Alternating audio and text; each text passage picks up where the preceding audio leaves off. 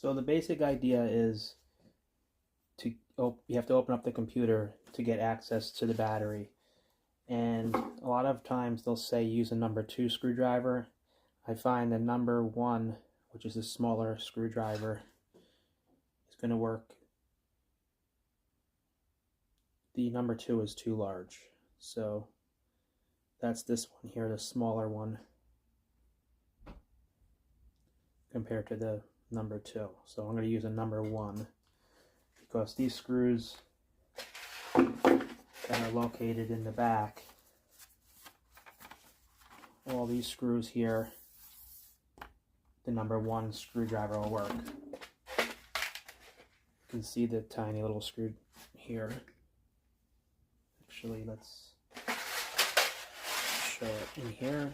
All these little screws, they came out, and the number 1 screwdriver worked perfect for that. So basically you just need a small screwdriver, the Phillips head. So after you flip your computer over, get to the back of it, take all the screws out, this will just lift off. Some computers, the screw is located under these little silicone feet, so sometimes you have to just pry those off and there'll be a screw there. But this case, everything was just right here on the surface.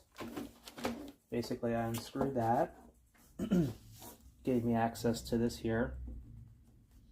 The battery is basically was inside here. This one was all swollen and needed to be changed. It's got one connection here only that I had to unplug, and I just did that with a plastic putty knife.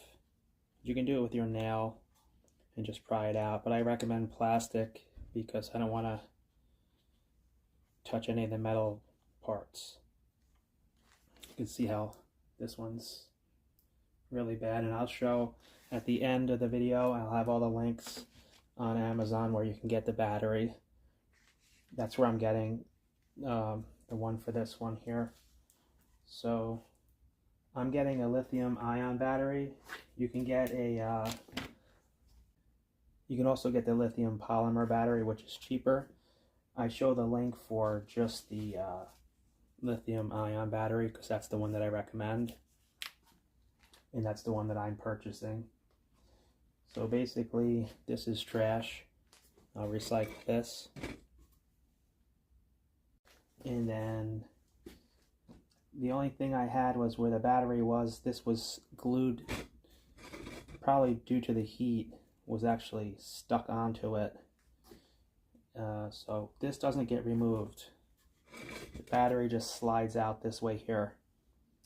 So basically I took the battery out and I'll put the new one in. And I'll show the process, just how to unscrew it. And you'll just do the reverse order, just screw it back in. So let me show a little bit more how I took that battery out.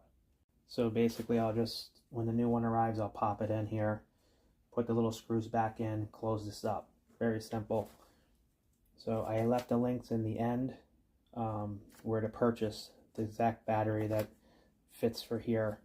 And this process, removing the cover, accessing the battery, is very similar on all the computers. So again, you might have to just remove these to get access to the screws under these here silicone feet.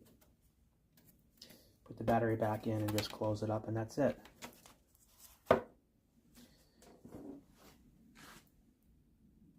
So basically the battery was in here like this. I took the screws out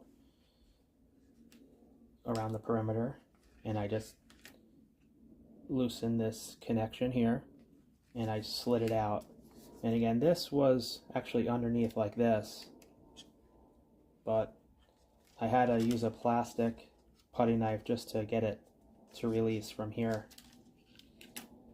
And basically it popped right out. So now,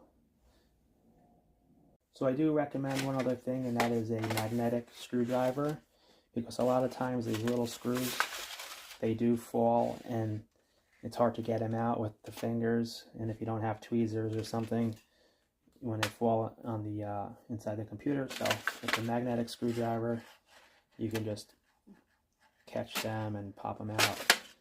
And you can also obviously put the screw on the tip when you go to put it back, to go to screw it back in.